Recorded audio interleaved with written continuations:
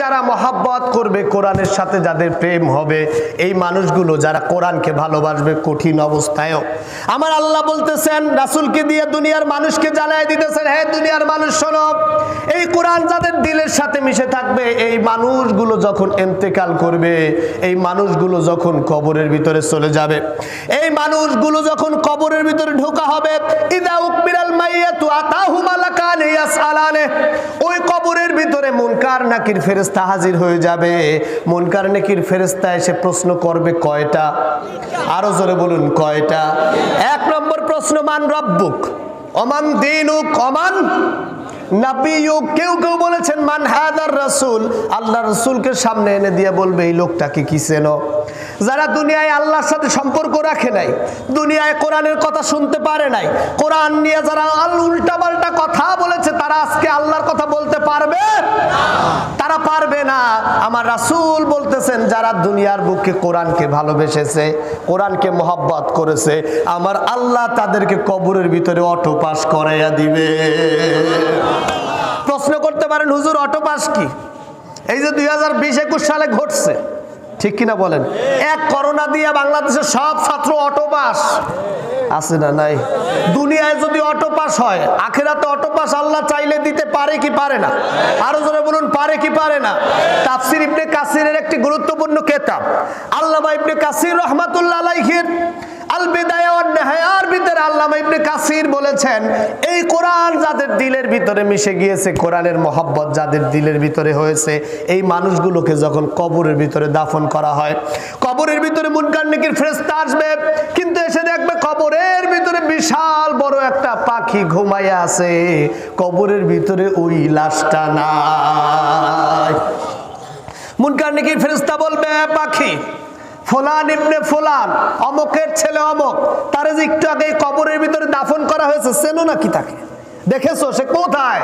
পাখি বলবে ওই লোকটাকে আমি আমার ডানার নিচে, পাখনার নিচে শান্তির তৃপ্তির ঘুম পাড়াইয়া দিছি। এবার মুনকার নাকির ফেরেশতা বলবে ফাজলামো করো, কবর ডিপার্টমেন্টের মন্ত্রী আমি, আর তুমি আইসো ঘুম পাড়াই দিবা? হয় কথা কয় না? হয় এটা? এক মন্ত্রী আর এক মন্ত্রীর ডিপার্টমেন্টে গেলে কি মস্তানি চলে? শিক্ষামন্ত্রী যদি যাই অর্থমন্ত্রীর কয় কি অর্থ চালানো হইলো, আমার কাছে দেন। অর্থমন্ত্রী যদি শিক্ষা ব্যবস্থা হইলো, বাদ দাও আমি চালাই, হবে? কথা বলে না হবে? তো কবর ডিপার্টমেন্টের মন্ত্রী হলো মুনকার নাকির ফেরেশতা, ও বলছে ডিপার্টমেন্ট আমার, মন্ত্রিত্ব আমার, চালাই আমি, প্রশ্ন করবো আমি। তুমি পাখি আর টাইসেই কইতেছো ঘুম পাড়াই দিছো, হইলো বাইর কর। পাখি বলতেছে ও মুনকার নাকির ফেরেশতা শুনে নাও, হযরত ইসরাফিল আলাইহিস সালাম যতক্ষণ পর্যন্ত সিংহায় ফুৎকার না দেবে, ইদা ওয়াকাতুল ওয়াকিয়া, যতক্ষণ পর্যন্ত কিয়ামত সংঘটিত না হবে, এই লোকটার ঘুম আর ভাঙানো যাবে না। এবার মুনকার নাকির ফেরেশতা মেজাজ খারাপ হয়ে যাবে, রেগে গিয়ে বলবে মন্ত্রী আমি মস্তানি তুমি করো, এইটা তো হইতে পারে না, বাইর করো, নাহলে কিন্তু তোমারে দিছি। পাখি বলতেছে মুনকার নাকির ফেরেশতা এতই যদি দরকার হয়, ঢোকো আমার ডানার নিচে, খুঁজে বের করো লোকটা কোথায় আছে। এবার মুনকার নাকির ফেরেশতা সত্যি রেগে গিয়ে ঢুকবে, পাখিটার শরীরের ভিতরে শিরা উপশিরা সব জায়গায় খুঁজবে, খুঁজতে খুঁজতে হয়রান হয়ে যাবে, ক্লান্ত হয়ে যাবে, কিন্তু আমার আল্লাহ তাআলার এমন কুদরত, আমার আল্লাহ তাআলার এমন কুদরত, আমার আল্লাহ তাআলার এমন কুদরত, লোকটাকে কোথাও খুঁজে পাবে না। এবার মুনকার নাকির ফেরেশতা এবার একটু ভয় পাইছে, এবার একটু থমকাইছে। দেখবেন সমাজে এমন কিছু লোক আছে খালি কোরআন আর হুজুরের মাদ্রাসা মসজিদের বিরোধিতা করে, যেই একদম চেগা হইয়া যায়, এরকম বেকা হইয়া যায়, আল্লাহ ধরে না এরকম ঠাস করে শোয়াই দিছে, এখন চেগা, এমনকা হুজুর আপনি কই আছেন? আছে না নাই? এখন হুজুরের খোঁজে, আছে না নাই? কথা বলেন আছে না নাই? এখন হুজুরের খোঁজে চেগা হইয়া, এখনকার হুজুর এখন মাফ করে দেন, আর হয়েছে, আছে না নাই? কথা বলেন আছে না নাই? এখন পাখির সাথে মস্তানি এতক্ষণ করছে, কইরা যেই পাখির কাছে লোকটারে খুঁজে পায় না, এবার মুনকার নাকির ফেরেশতা স্যালেন্ডার। এবার বেরিয়ে এসে বলছে ও পাখি কে তুমি, হু are you? Who is he, তুমি কে, কি তোমার পরিচয়? আমার ডিপার্টমেন্টে এসে এত বড় মস্তানি করতেছো, কি তোমার পরিচয়? তুমি এত বড় পাওয়ার কোথায় পেলা? এবার পাখি ডাক দিয়ে বলবে, বন্ধু ফেরেশতা, তুমি জানো না আমি হলাম এই লোকটার তামাম জীবনের ভালোবাসার কোরআন, আমি হলাম এই লোকটার তামাম জীবনের মুহাব্বতের কোরআন। তাহলে কোরআনের সাথে প্রেম করলে আল্লাহর কাছে সমাপ্তি আছে না নাই? আল্লাহর কাছে উপঢৌকন আছে না নাই? আল্লাহর কাছে পুরস্কার আছে না নাই?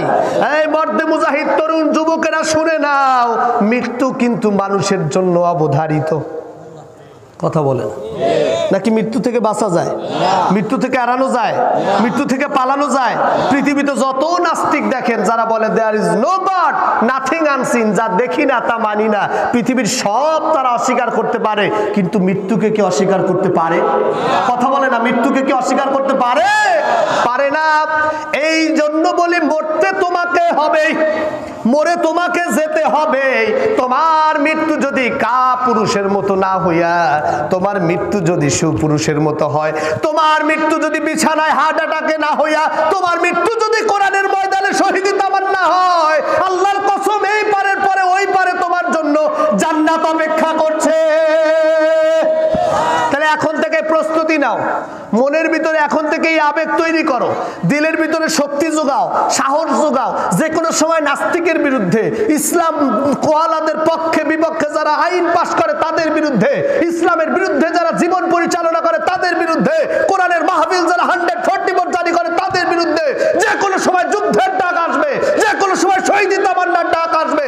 কারা কারা যুদ্ধে যেতে রাজি আছো? কারা কারা শহীদ হতে রাজি আছো? আল্লাহকে তো হাত তুলে দেখাও।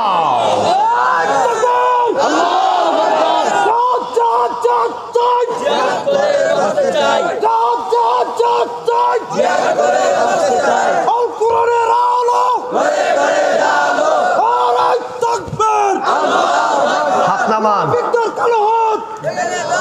নামান, হাত নামান। অনেক হয়েছে, অনেক হয়েছে। সারা দেশে শুধু খেলা চলতেছে, ইসলামের বিরুদ্ধে সারা দেশে শুধু জয়গান শুরু হয়েছে। 2-4 জন নাস্তিক, 2-4 জন মুরতাদ, তারা বাংলাদেশটাকে গ্রাস করে নিয়েছে।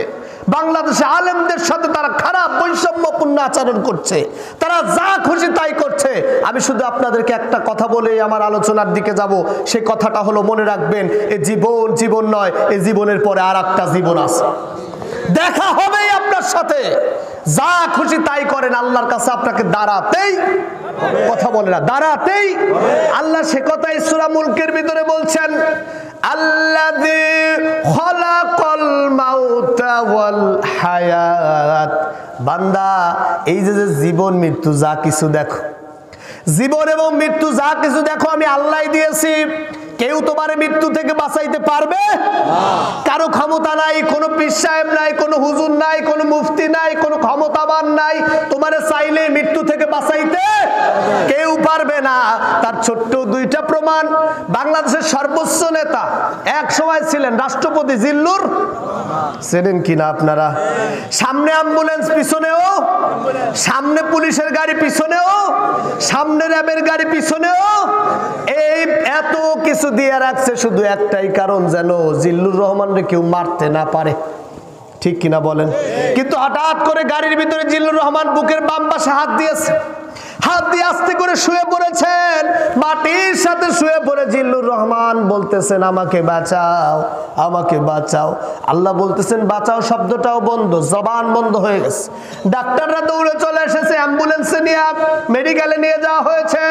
মেডিকেলের ডাক্তাররা বলতেছে, আমাদের দ্বারা কিচ্ছু করা সম্ভব নয়, এই দেশে এর কোনো চিকিৎসা নাই, বিদেশ পাঠাও।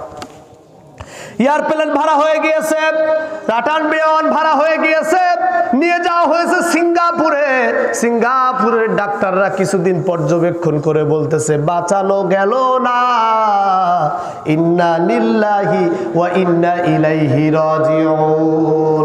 তাহলে সামনে অ্যাম্বুলেন্স, পিছনে অ্যাম্বুলেন্স, ডাক্তার, পুলিশ, র্যাব, ক্ষমতা তারে বাঁচাইতে। এরপরে আমার একজন নেতা আপনাদের চট্টগ্রামের আলেমদের শিরোমণি, হাজারো আলেমের উস্তাদ আল্লামা শাহ আহমদ শফি রহমাতুল্লাহ আলাইহি, তিনিও একজন বড় পীর ছিলেন, বড় ওলামায়ে কেরাম ছিলেন, বড় আলেম ছিলেন। আল্লাহ তারেও দুনিয়ায় রাখে নাই। তাহলে যে যেখানেই থাকেন না কেন মরতে আপনাকে হবেই। আল্লাহ এর জন্যই বলছেন আল্লাযী খালাকাল মাউতা ওয়াল হায়াত। আপনারা শুধু পড়েছেন, গবেষণা করেন নাই। আল্লাহ কেন মাওয়াত আগে দিলেন, হায়াত পরে দিলেন? কারণ জীবন আগে, মৃত্যু হলো পরে। কিন্তু এই জায়গায় আল্লাহ আগে মৃত্যুর কথা বলেছেন, পরে হায়াতের কথা বলেছেন। কারণ হলো মৃত্যু মানুষের অবধারিত, মরে যেতেই, হায়াতের কোনো গ্যারান্টি। এই দুনিয়ায় আসার একটা সিরিয়াল আছে, যাওয়ার কিন্তু কোনো সিরিয়াল, কথা বলেন আছে নাকি? এই দুনিয়ায় আসার সিরিয়াল আছে কিন্তু যাওয়ার কোনো সিরিয়াল। এই দুনিয়ায় সবার আগে আসবে দাদা, তারপরে আসবে বাবা, তারপরে আসবে ছেলে, এভাবে করে সিরিয়াল মেনটেন হবে। কিন্তু আল্লাহর কসম, চলে যাওয়ার সময় কোনো সিরিয়াল মেনটেন হয় না।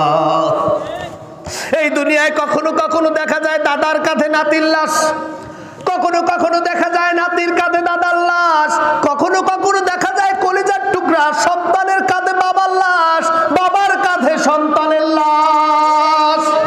এরপরেও আপনার হুঁশ ফেরে না, এরপরেও আপনার নেতাগিরি কমে না, এরপরেও আপনি যা খুশি তাই করেন। আল্লাহ বলতেছেন আমি তোমাকে থামাইয়া দেবই। আল্লাযী খালাকাল মাউতা, মৃত্যু যখন আসবে তুমি থেমে যেতে বাধ্য হবাই, তোমাকে থামতে হবেই, তুমি থেমে যাবাই। কেউ তোমাকে সেই দিন ফিরাইতে পারবে? আজকে যেই নেতার কথা শুনে যা খুশি তাই করেন, কবরে কি ওই নেতা আপনার সাথে যাবে? কথা কয় না। আজকে যেই নেতার কথা শুনে আলেমদেরকে টিটকানি মারেন, কবরে কি নেতা যাবে? নেতা তো পরের কথা। কলিজার টুকরা বাপ সন্তানকে নিয়ে কবরের ভিতরে ঢুইকা, সন্তানটাকে কবরের ভিতরে দাফন কইরা, ওই বাপ কিন্তু কবরে থাকে না, বাপও উঠে যায়। কলিজার টুকরা মা 10 মাস 10 দিন সন্তানকে লালন পালন করেছেন, পেটের ভিতরে ধরেছেন। এই সন্তানটাকেও কলিজার টুকরা মা বিদায় দিতে এক ফোঁটা দ্বিধাবোধ করে। তাহলে আপনি কিসের এত দাম্ভিক্য করেন? মৃত্যুর পরে আপনার নেতা আপনার সাথে যাবে না, মৃত্যুর পরে আপনার নেতা আপনার সাথে থাকবে না, মৃত্যুর পরে কেউ আপনাকে সহযোগিতা করবে না। রব্বে কারিম যদি আপনারে গ্রেফতার করে দেয়, যেই নেতার অর্ডার শুই না আজকে তাফসীরুল কোরআন মাহফিলে অ্যাটাক করেন, যেই নেতার কথা শুই না আলেমদেরকে গালি দেন, যেই নেতার কথা শুই না কোরআনের বিরুদ্ধে যান, শুধু একটা কথা বলতে চাই, ওই নেতা কিন্তু আপনারে বাঁচাইতে পারবে না। এই পৃথিবীর সবথেকে বড় শয়তান, লিডার যে ইবলিস, এই ইবলিস যখন কিয়ামতের দিন গ্রেফতার হয়ে যাবে, ছেলেবেলারা দৌড়ে এসে বলবে লিডার কি হইলো, কি ব্যাপার? যেমনি বলছিলেন ওইভাবেই তো কাজ করলাম, কিন্তু এখন দিয়ে আল্লাহ পিটে জাহান্নামে নিয়ে যায়, কিছু একটা করেন। লিডার বলবে কে বলেছে তোমারে আমার কথা শুনতে, শুনছো কেন? সব থেকে বড় লিডার সে বলবে শুনছো কেন? তাহলে পাতি নেতাকে কোনো খবর আছে?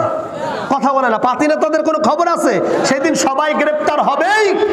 মিরাজের রাতে রাসূল সাল্লাল্লাহু আলাইহি ওয়াসাল্লাম জান্নাতের কাছে গিয়েছেন। জান্নাতে যখন প্রবেশ করেছেন, আল্লাহ রাসূল জান্নাতের ভিতরে ঢোকার সাথে সাথে বাম পাশে দেখে খুব সুন্দর চমকপ্রদ জান্নাতের ভিতরে একটা বাঁশের ঘর। সুবহানাল্লাহ বলতে মন চায়। আল্লাহ রাসূল জিবরাইলকে জিজ্ঞাসা করলেন, জিবরাইল লাবিনাতু ফিদ্দার লাবিনাতু মিন জাহাব, তুমি না বললা জান্নাতের এক একটা ইট হবে স্বর্ণের, রৌপ্যের, বালি, সিমেন্ট, এগুলো বিভিন্ন কিছু হবে, বিভিন্ন হীরামণি মুক্তার। এত সুন্দর জান্নাত, যেই জান্নাতের ঘ্রাণ 500 বছর দূর থেকেও শোনা যাবে, উপলব্ধি করা যাবে। কিন্তু এই জান্নাতের ভিতরে এতদিন যে ইটের গল্প শোনাইলা, সেই ইটের ঘর তো নাই, জান্নাতের ভিতরে বাঁশের ঘর আসলো কেমনে? সুবহানাল্লাহ কইতে মন চায় না। আল্লাহ রাসূলকে জিবরাইল বলেছিলেন, ইয়া রাসূলুল্লাহ এই ঘরটা কি কার জানেন নাকি? এই ঘরটা হলো খাদিজাতিক, আপনার স্ত্রী, কলিজার টুকরা ভালোবাসার স্ত্রী খাদিজার ঘর। আল্লাহ রাসূল সাল্লাল্লাহু আলাইহি ওয়াসাল্লাম জিজ্ঞাসা করলেন খাদিজার জন্য বাঁশের ঘর কেন? আল্লাহ রাসূলকে জিবরাইল বললেন যে আল্লাহ রাসূল এই ঘরটা খাদিজার জন্য এই জন্য কারণ আপনি এইরকম একটা ঘরের দোয়া দুনিয়াতে থাকতে খাদিজার জন্য করেছিলেন। আল্লাহ রাসূল অবাক হয়ে বললেন কোন সময়, কখন, কোন মুহূর্তে দোয়া করলাম? বলল যে আপনি যখন হেরা গুহায় আপনার স্রষ্টার অনুসন্ধান করছিলেন, আমি জিবরাইল যখন আপনার কাছে গিয়েছিলাম আপনি ভয় পেয়েছিলেন, আপনার দিলের ভিতরে চিন্তা হয়েছিল, দৌড়ে বাসায় গিয়েছিলেন, গিয়ে বলেছিলেন জাম্মিলুনি জাম্মিলুনি, আমারে কম্বল দিয়ে জড়ায় ধরো, আমার আটকায় ধরো, আমার ভয় লাগতেছে, কে যেন আমার সামনে এসেছিল, খাদিজা সেদিন আপনার কাছে জিজ্ঞাসা করেছিল কি হয়েছে, আপনি সেদিন ঘটনার বর্ণনা করেছিলেন। বর্ণনা শোনার পরে খাদিজা আপনাকে বুকের ভিতরে জড়ায় ধইরা কপালে চুম্বন খেয়ে বলেছিল, হে আব্দুল্লাহর পুত্র মুহাম্মদ, চিন্তা করেন না, ভয় পাইয়েন না, নিশ্চয়ই বিশ্বাস হয় হৃদয়টা বলে আপনি আখেরি পয়গম্বর মুহাম্মদুর রাসূলুল্লাহ সাল্লাল্লাহু আলাইহি সাল্লাম। চিৎকার দিয়ে বলেন সুবহানাল্লাহ। এবার ওই দিন রাসূল দোয়া করেছিলেন, আল্লাহ এরকম একটা সতী সাধ্বী স্ত্রী থাকার কারণে আজকে কঠিন মুহূর্তে আমার ভয়টা ভীতিটা কাটাইয়া আমারে যিনি সহযোগিতা করলো, যদি সত্যি আমি তোমার পয়গম্বর হই, তোমার কাছে দরখাস্ত রইল আল্লাহ আমার স্ত্রী খাদিজাকে জান্নাতে তুমি একটা ব্যতিক্রম ঘর বানাইয়া দিও। এটা একটু শুনাইলাম। এবার আসেন মূল কথায়। আল্লাহ রাসূল হেঁটেছেন, আর একটু সামনে যেয়ে দেখেন আর একটা বাঁশের ঘর। সুবহানাল্লাহ কইতে মন চায় না। আর একটা বাঁশের ঘর। এবার আপনারা আমার জীবনের চরিত্রের সাথে মিলাবেন। এই বাঁশের ঘরটা কার জিজ্ঞাসা করলেন? হ্যাঁ জিব্রাইল, একটু আগে তো খাদিজা আমারে ভালোবাসা প্রমাণ করেছিল, ভয় থেকে বাঁচাইছিল, তাই তারে তুমি বাঁশের ঘর দেওয়ানোর ব্যবস্থা করছো, কিন্তু এই বাঁশের ঘরটা কার? এবার আল্লাহ রাসূলকে জিব্রাইল ডাক দিয়ে বলেন, এই ঘরটা হলো লি ওমর ইবনুল খাত্তাব রাদিয়াল্লাহু তাআলা আনহু। এবার বলতেছেন এইটা, এই ঘরটা কেন তার? বলতেছেন মুহাম্মদুর রাসূলুল্লাহ, খেয়াল করে শুনবেন, তাফসীরের অধিকাংশ কিতাবের ভিতরে এসেছে এইরকম কাজ যারা দুনিয়াতে কিয়ামত পর্যন্ত করবে, আল্লাহ তাদেরকে ওমরের সাথে ওইরকম বাঁশের ঘর জান্নাতেও উপহার দিয়ে দিবে। এবার বলতেছেন ইয়া রাসূলুল্লাহ, যখন ইসলামের দায়িত্ব আপনাকে দেওয়া হলো, খেলাফতের দায়িত্ব আপনাকে দেওয়া হলো, দুনিয়াব্যাপী নবুয়তের রিসালাতের দায়িত্ব আপনাকে দেওয়া হলো, তখন আপনি কেবল 39 জন মানুষকে ইসলাম ধর্ম গ্রহণ করাইছেন। ওমর ইবনুল খাত্তাব তিনি হলেন 40তম ইসলাম ধর্ম গ্রহণকারী। তিনি যখন ইসলাম ধর্ম গ্রহণ করলেন, আপনার কাছে বায়াত হয়ে গেলেন, পড়ে ফেললেন লা ইলাহা ইল্লাল্লাহু মুহাম্মাদুর রাসূলুল্লাহ। যখন ওমর ইবনুল খাত্তাব আপনার কাছে পড়লেন, আপনাকে ওমর সেদিন জিজ্ঞাসা করেছিল, ইয়া মুহাম্মদ আপনি কি হক? আপনি বলেছিলেন হ্যাঁ আমি হক। আপনাকে জিজ্ঞাসা করেছিল, হে মুহাম্মদ আল্লাহ কি হক? আপনি বলেছিলেন হ্যাঁ আল্লাহ হক। ওই দিন আপনাকে জিজ্ঞাসা করেছিল, মুহাম্মদ আখিরাত কিয়ামত ফুলসিরাত সব কি হক? আপনি বলেছিলেন হ্যাঁ হক। তখন ওমর ইবনুল খাত্তাব বলেছিল, মুহাম্মদ সব যদি হক হয় তাহলে আমরা চুরি করে আর ইসলাম প্রচার করব না, এখন থেকে ইসলাম প্রকাশ্যে প্রচার করব। ওমর ইবনুল খাত্তাবের কথা শুনে আল্লাহ রাসূল বলেছিলেন, না ওমর, এখনো টাইম হয় নাই, সময় হয় নাই। কাফেররা হাজার হাজার, কাফেররা কত হাজার হাজার, লক্ষ লক্ষ, কোটি কোটি, আর আমরা মাত্র কয়জন? 40 জন। এই 40 জন নিয়ে বাইরে এলে ওরা তো পিটেই আমাদেরকে সাইজ করে ফেলবে। ওমর ইবনুল খাত্তাব মুহাম্মদুর রাসূলুল্লাহর ডান হাত দিয়ে বাম হাত চেপে ধরলেন। সুবহানাল্লাহ কইতে মন চায়। ডান হাত দিয়ে বাম হাত চেপে ধরে মুহাম্মদুর রাসূলুল্লাহকে বললেন, ইয়া রাসূলুল্লাহ একটা কথাও বলবেন না, আসেন আপনি আমার সাথে আসেন।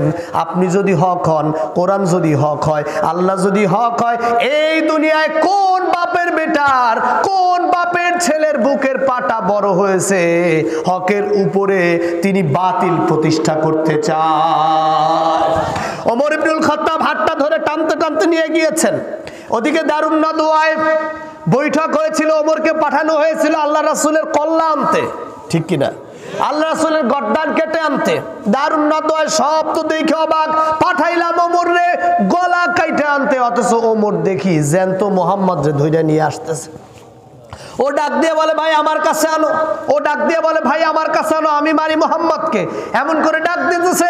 ওমর ইবনুল খাত্তাব দারুন নাদওয়ার ঠিক সামনে গিয়া খোলা তরবারিটা বের করে উঁচা করে ধরে বলতেছে, হে দারুন নাদওয়ায়, হে মক্কাবাসীরা, তোদের মধ্যে কে আছিস ক্ষমতাশালী, কে আছিস পাওয়ারফুল, কে চাস তার স্ত্রীকে স্ত্রীকে বিধবা করতে, কে চাস তার সন্তানকে এতিম করতে, কে চাস বাবাকে হারাতে, কে চাস এতিম হতে। আমি ওমর ইবনুল খাত্তাব কালেমায়ে তয়্যিবা পড়েছি, লা ইলাহা ইল্লাল্লাহু মুহাম্মাদুর রাসূলুল্লাহ আমি পড়েছি। যদি ক্ষমতা থাকে আমার সামনে আইসা আমার কলিজার টুকরা নবীরে গায়ে হাত দিয়ে দেয়।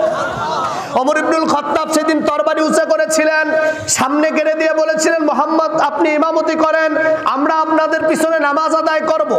সুবহানাল্লাহ কইতে মন চায়। ওমররা ছিল 40 জন, কাফেররা ছিল 1000। এখনো যদি ওমরের মতো খোলা তরবারি হাতে নিয়ে রাজপথে বের হতে পারেন, আল্লাহর কসম নাস্তিকরা যত বড় শক্তিশালী হোক ওরা পালানোর পথ খুঁজে পাবে না। শুধু একটু হিম্মত দরকার। আমার বাপরে মেরেছে, দিলের ভিতরে মায়া আছে না নাই? কথা বলেন আছে না নাই? আমার মাকে মেরেছে, দিলের ভিতরে মায়া আছে না নাই? ভাইকে মেরেছে, দিলের ভিতরে মায়া আছে না নাই? যখনই দিলের ভিতরে ভাই বোনের আত্মীয় স্বজনের সম্পর্ক হয় তখন কিন্তু মায়া লাগে। কিন্তু আমার কলিজার টুকরা নবীর বিধান মানে না, রাসূলরে গালি দেয়, তখন কিন্তু মায়া লাগে না। তার মানে হিম্মতটা হারায় ফেলছেন, ইমানের জজমাটা হারায় ফেলছেন, দিলের ভিতরে যে ইমানের কথা, যে প্রতিজ্ঞার কথা আল্লাহ বলেছিলেন সেটা হারায় ফেলছেন। আরে মুমিন যারা তারা তো মৃত্যুকে ভয়, মুমিন যারা তারা কখনো মৃত্যুকে ভয় পেতে পারে?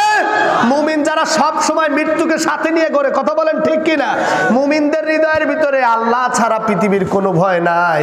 মুমিনরা যখন আল্লাহর রাসূলের বিরুদ্ধে কথা শোনে, মুমিনরা তখন ঠিক থাকতে পারে? তাদের দিলের ভিতরে প্রকম্পন শুরু হয়, যুদ্ধের দামাও বাজতে থাকে, রক্ত দেওয়ার দামাও বাজতে থাকে, শহীদের দামাও বাজতে থাকে। যে কোনো কিছুর বিনিময় আল্লাহ এবং তার রাসূলের ইজ্জত রক্ষা করবার জন্য যে কোনো সিদ্ধান্ত মুমিনরা নিতে প্রস্তুত হয়ে যায়। তাহলে আমাদের যে চিন্তা চেতনা, জান্নাতের ভিতরে মৃত্যুর পরে আল্লাহ দিয়ে খলাকাল মাউতা, এই যে মৃত্যু, এই মৃত্যুর পরে জান্নাতের ভিতরে যদি বাসের ঘর পাইতে চান, আল্লাহর পক্ষ থেকে আলাদা ব্যতিক্রম ঘর পাইতে চান, তাহলে এখনই কোরআন হাতে একা হইলেও আপনাকে ময়দানে নামতে হবে। প্রশ্ন রাখতে চাই আপনাদের কাছে, আল্লাহ রাসূল যখন কোরআন প্রচার শুরু করেছিলেন তিনি কয়জন ছিলেন? কথা বলে না। একজন ছিলেন, তার সাথে ছিলেন কে? আরো জোরে বলুন কে? সেই আল্লাহ কি এখনো আছে না নাই? সেই আল্লাহ কি এখনো আছে না নাই? সেই আল্লাহ চাইলে আপনারা দিয়ে বাংলাদেশ ইসলাম প্রতিষ্ঠা করতে পারে কি পারে না? আরো জোরে বলুন পারে কি পারে না? আজকে বাসায় গিয়ে মনের ভিতরে প্রতিজ্ঞাবদ্ধ হয়ে যান, আল্লাহ মরে তো যেতেই হবে, কিন্তু তোমার রাস্তায় মরতে চাই। আল্লাহ মরে তো যেতেই হবে, তোমার কোরআনের আইন বাস্তবায়ন করতে যায় মরতে চাই। যে সকল বাবাদের 3-4টা সন্তান, সন্তানকে ওসিয়াত করেন, সন্তানকে বলেন আমি মাসুম বিল্লাহ, এক বাবার একটা সন্তান, বাবা আমার জীবিত নাই, আমার মা আমাকে এখন ওসিয়াত করে, বাবা শহীদি কাফেলায় যদি কখনো শামিল হওয়ার সুযোগ থাকে, আমি মায়ের কথা তুমি চিন্তা করো না, তুমি শহীদি কাফেলায় শামিল হয়ে যাও। আল্লাহর কসম করে বলি, আল্লাহর জাত সিফাতের কসম করে বলি, শুধু এই একটা কারণে বাতিলের চক্ষু অপেক্ষা করি না, কোরআনের কথা যেখানেই বলতে যাই, যত বাধাই আসুক না কেন কোরআনের কথা বলতেই থাকি, কাউকে ভয় পাই না। শুধু একটাই কারণ, মায়ের অর্ডার, মা হুকুম দিয়েছেন। কারণ আমার রব যদি আমাকে ভালোবেসে এই দুনিয়া থেকে নিয়ে যায়, আমার মায়ের দায়িত্ব যদি আমার রব নেয়, আমি মাসুম বিল্লাহর কোনো প্রয়োজন নাই। ঠিক কিনা বলেন? সুতরাং বাবাদের কাছে অনুরোধ করি, মায়েদের কাছে অনুরোধ করি, সন্তানগুলোকে শহীদ হওয়ার তামান্নার শপথ গ্রহণ করান, কোরআনটাকে বুকের ভিতরে ঢুকায় দেন। আল্লাযী খলাকাল মাউতা, আল্লাহর পক্ষ থেকে যে মৃত্যুর কথা এসেছে, আল্লাহর পক্ষ থেকে যে মৃত্যু অবধারিত রয়েছে, আল্লাহর পক্ষ থেকে যে মৃত্যুর ডিসিশন আল্লাহ দিয়েছেন, সেই সিদ্ধান্তটাকে মেনে নিয়ে মরে তো যেতেই হবে, সেটা আজ হোক আর কাল হোক। কথা বলেন ঠিক কিনা?